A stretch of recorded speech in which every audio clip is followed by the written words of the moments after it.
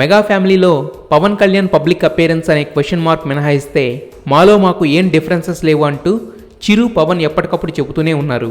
ఇక రీసెంట్గా ఖైదీ number 150 pre release event నుండి ఈ అనవసరమైన రచ్చ మరోసారి తెరపైకి వచ్చింది. ఇదంతా మీడియా సృష్టిస్తున్న గందరగోళమే అనేది ఎప్పటికప్పుడు ప్రూవ్ అవుతూనే ఉంది. ఫంక్షన్కి రాకపోయినా ట్వీట్ ద్వారా అందరికంటే ముందు అభినందనలు తెలిపిన పవన్ స్పెషల్ షో వేయించుకుని మరీ ఖైదీ నెంబర్ 150 సినిమా చూశాడు. సినిమా చూశాక అందరిలా చిరుని అభినందించకుండా ఉండలేకపోయాడట. అందుకే కాటమరాయుడు షూటింగ్కి బ్రేక్ ఇచ్చి మరీ చిరు ఇంటికి వెళ్ళారట.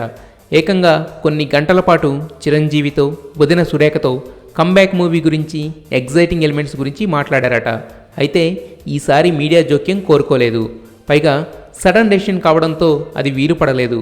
ప్రశాంతంగా గంటల కొద్దీ చిరు ఇంట్లోనే గడిపిన పవన్ తరువాత సైలెంట్గా షూటింగ్ స్పాట్కు వెళ్ళి కాటమరాయుడు షూటింగ్ కంటిన్యూ చేశాడు. కనీసం ఈ ఇన్సిడెంట్తో అయినా మెగా ఫ్యామిలీ వేరు, పవన్ వేరు అనే వాళ్ళ టాక్స్కి బ్రేక్స్ పడతాయేమో చూడాలి. ఇలా సంతోషంగా ఎప్పుడూ ఒక్కసారి ఉంటాను.